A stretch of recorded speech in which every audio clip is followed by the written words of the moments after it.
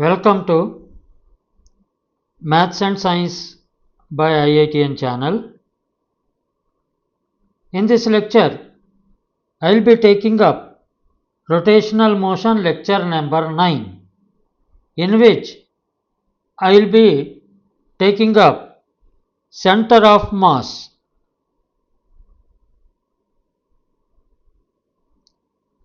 Let us define the center of mass and calculate the center of mass and understand the importance of the center of mass and how to find out the center of mass in various situations.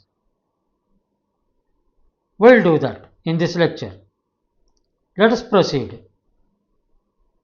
Let us say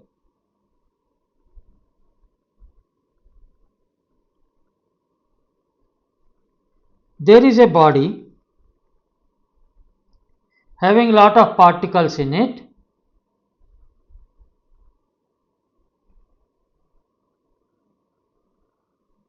and let us take some particles.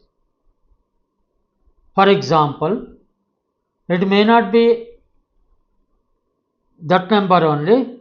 The number of particles in a rigid body will be infinite. Let us say there is 1, 2, 3, 4, 5, 6, 7.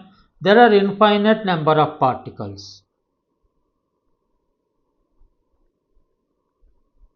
You cannot just say that there are 7 particles, 8 particles, 9 particles. There are infinite number of particles. From a particular, it is called as point, that is called as center of mass, that is Cm. The distance of the particle, it is r1, this is r2, this is r3, this is r4, this is r5, this is r6, this is r7, like this. Then the total movement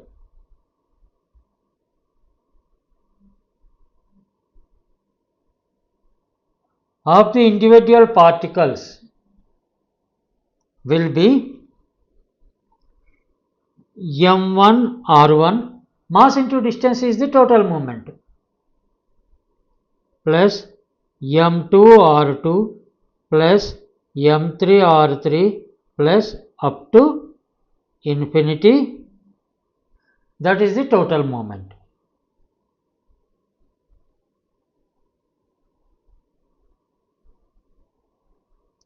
About a certain point.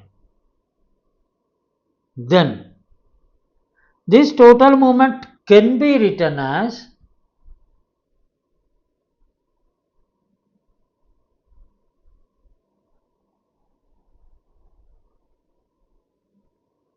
RCM, which is the center of mass, into total mass of the body M, capital M, is equal to sigma mi Ri. I is equal to 1 to infinity.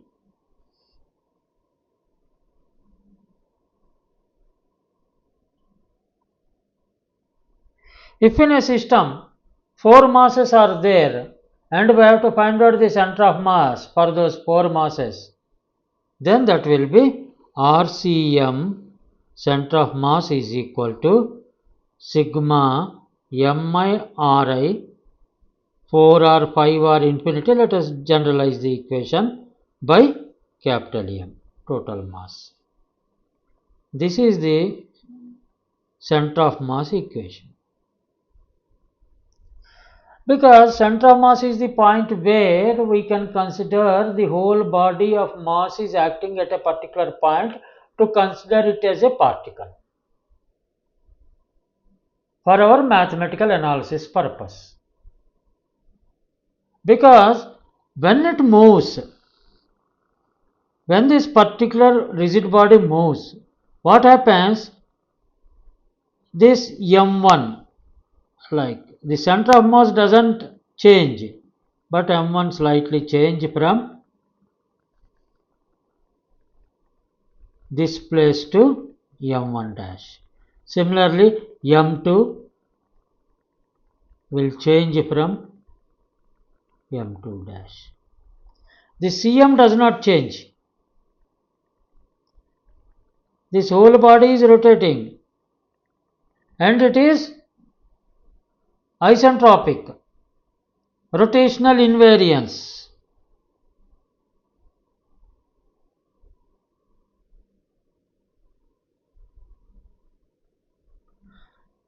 M1, M2, M1 has gone to M1 dash and M2 has gone to M2 dash, but distance between M1 and M2 is invariant.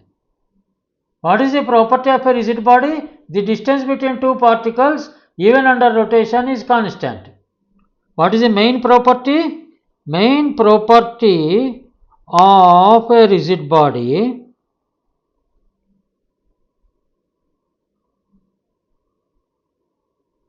distance between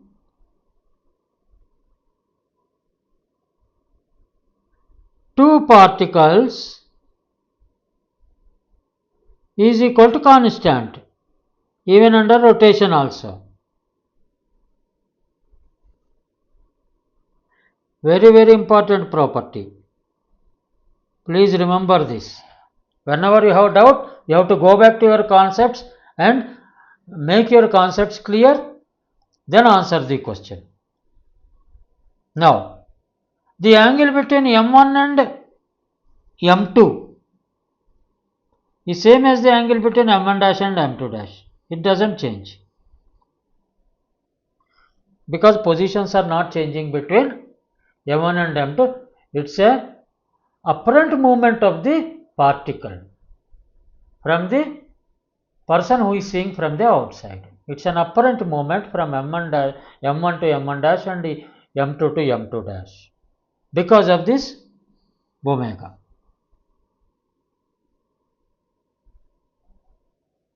But the particle properties are not changing anywhere. And similarly for M2, M3, M4, M5,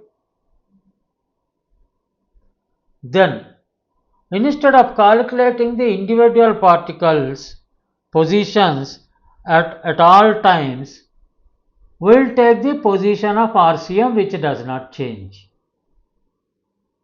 RCM position, that is center of mass position, does not change. I have already explained you. In case of a wheel, 1, 2, 3, 4, 5, 6. When wheel moves in this direction, this is Cm. Cm will not change. I have already derived this equation also. dy by dt with respect to time is equal to 0. Previous lectures, you please refer to them.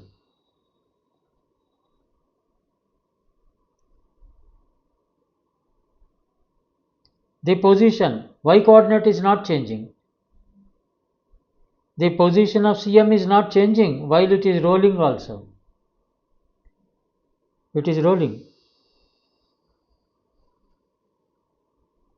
But the position of 1 is becoming in this you just see. 1 is come from here to here and 2 has 1 dash, 2 dash, 3 dash, 4 dash, 5 dash, 6 dash and 7 dash. Not 7 dash, 6 dash. Let me say here it is 7 dash, 7. It is 7 dash also. Consider any number of positions. That means the position of the individual particle masses are changing, but not with respect to center of mass. Center of mass position is not changing. Here only center of mass. Next also, if you consider another moment, center of mass is not changing, only 1 double dash, 2 double dash.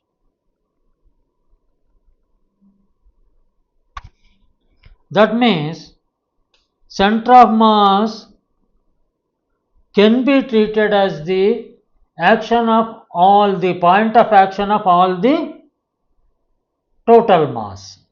Hence, center of mass into total mass is equal to sigma I is equal to 1 to infinity individual masses moments. How this equation is derived?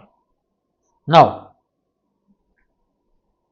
can we do something with this equation? Can we do something with this equation? Let me differentiate. What happens? dRCM by dt. In x direction, RCM is moving when rolling.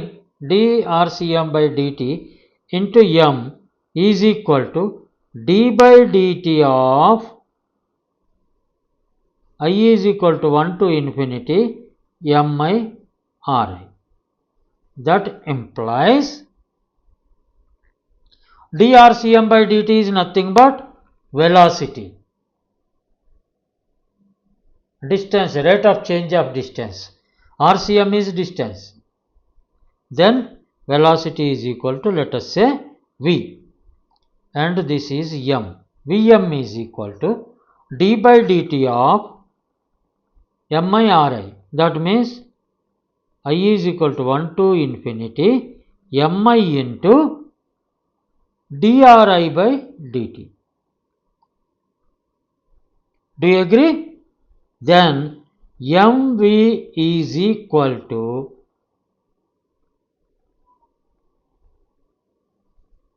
sigma mi into vi. It is for individual particle. This is for the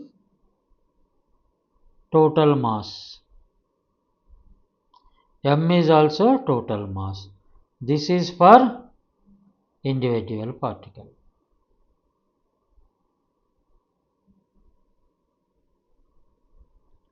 That means if you can understand the motion of the RCM, then you can understand the velocity of the total body without knowing the individual, without bothering about the individual particles motion. Similarly, this can be called as P, that is momentum.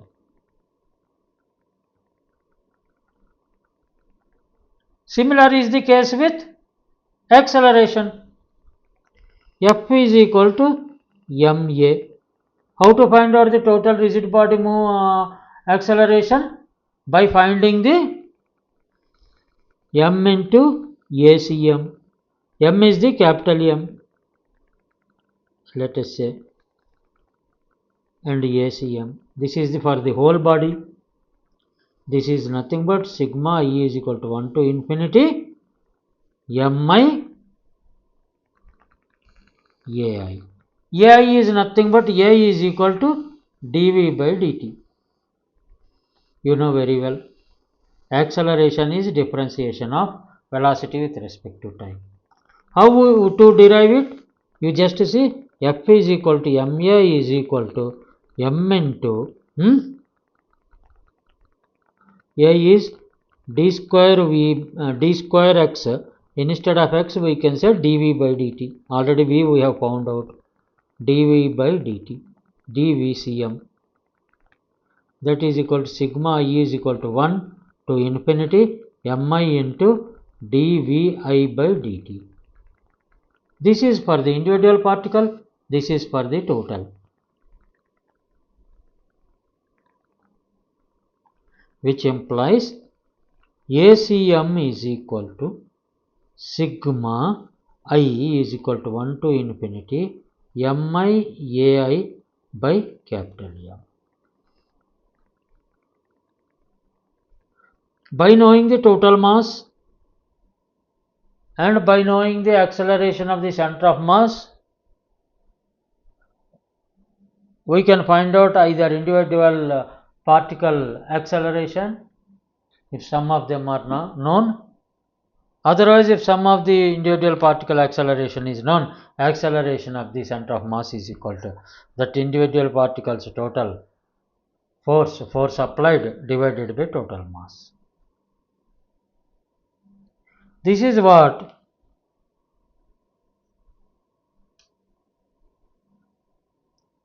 this we can even write it as sigma I is equal to 1 to infinity. MII is nothing but Fi, external force. That means external force applied. I have just told you. The acceleration of center of mass is equal to, when you know the individual particles, external force applied on individual particles, whole divided by mass is equal to acceleration of the center of mass. Like this we can find out the, similarly, velocity of center of mass is equal to sigma I is equal to 1 to infinity P I external. When momentum is known, that divided by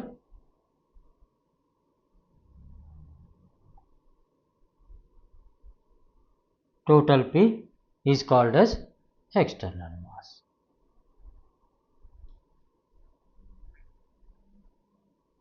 This is how the center of mass is useful for physics, because we will not be able to find out for infinite particles either the momentum or the acceleration or the force applied on each and every particle. What we can do, we can adapt to the mathematics principle, that is integration. We will use integration.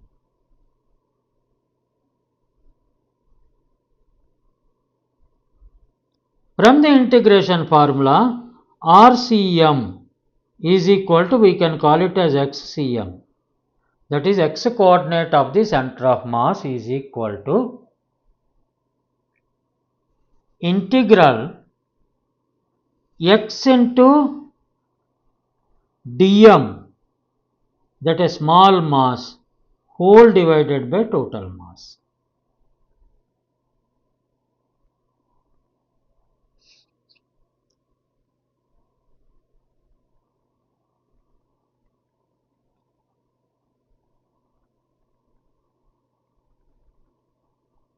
For example, I will give one simple example only. You develop on your own the formula. Integral x dm is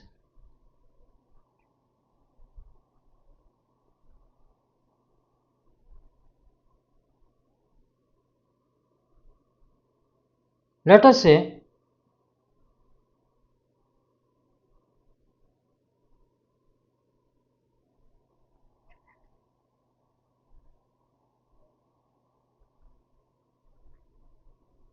there is a small stick. We want to calculate the x dm. This is y axis, this is x axis.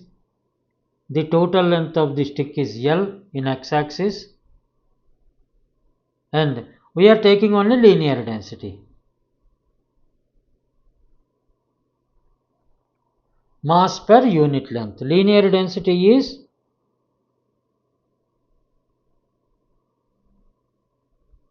total mass per unit length. Mass per unit length. That means total mass by length. Total mass by length.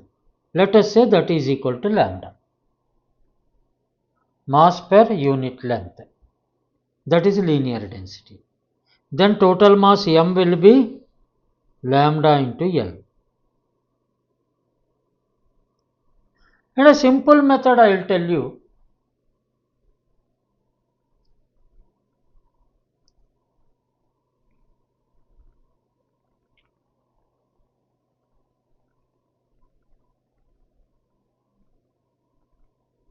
A simple method If you are confident, you use it. M is equal to lambda L means L you can say at a distance of x. Some dm is there. And this is the distance dx. Small thickness. Small thickness, it is small length in x direction. Instead of L, you change it to dx. Dm is equal to lambda into dx.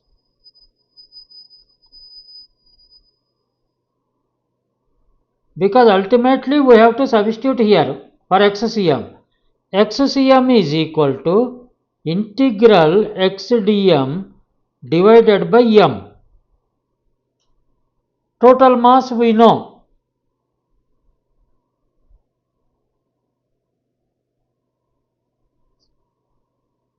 And x dm is lambda dx.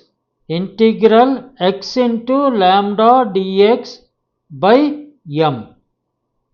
Integral x dx. Lambda is, you take it out, integral x dx by m. That implies, please try to understand this, xcm is equal to lambda into integral x dx is x square by 2. And what are the limits? X changes from 0 to L. This is L. X changes from 0 to L. Whole divided by mass. That is equal to lambda L square by 2m.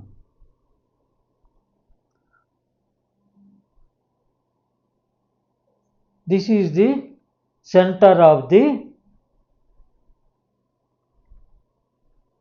mass. But what is lambda? Lambda is equal to mass per unit length, that is m by L.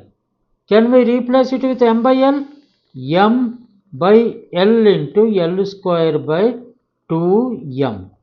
M we can cancel, that is equal to L by 2. A thin stick is there.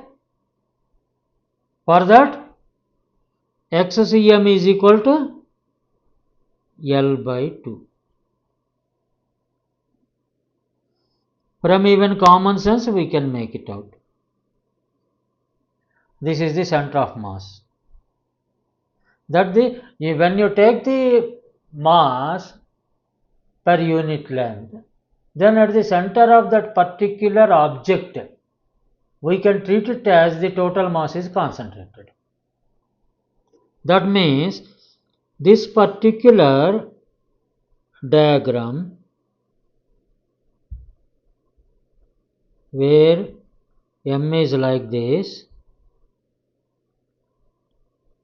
small m, that is equal to lambda,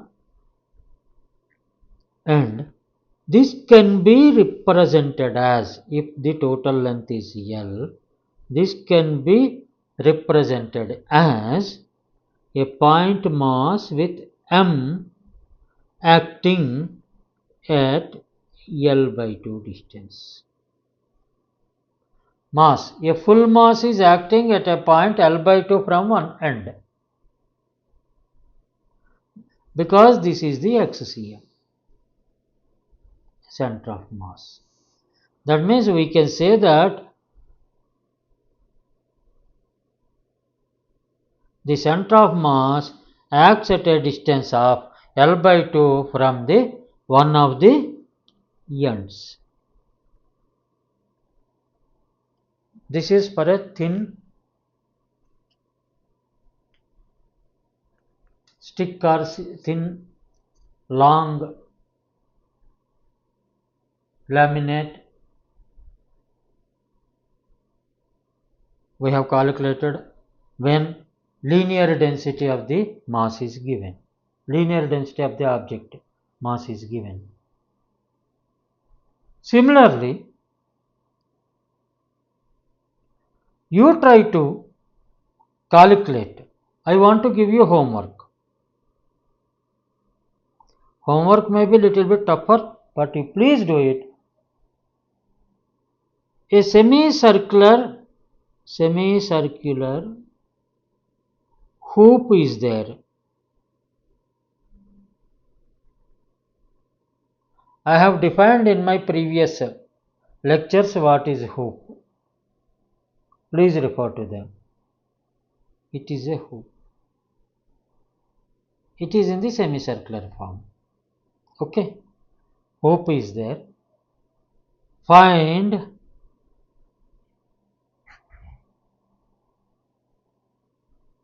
YCM. Because XCM we already know. XCM will be at the center. What will be the YCM?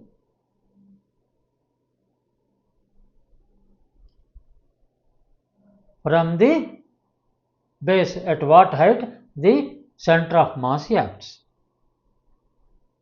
We have to find out the previously where we have not found Y because we have taken it as a very thin wafer like so that where the coordinate in the Y direction is neglected. Whereas in this case, in a circular hoop, the coordinates in X and also Y are not neglected. XCM is equal to, if it is L, it is L by 2. If it is R, radius of the circle, then you can take it as R. Either way, there is no harm. And this is the height. Then you find out XCM and also YCM. In the how we have found out XCM, similar way you find out the YCM. This is your homework. And if you could not do it, I will give the answer. YCM is equal to 2R by pi. If you cannot get this answer, you please comment in this section so that I will solve it in the next class. Otherwise, I think that you have understood the concepts.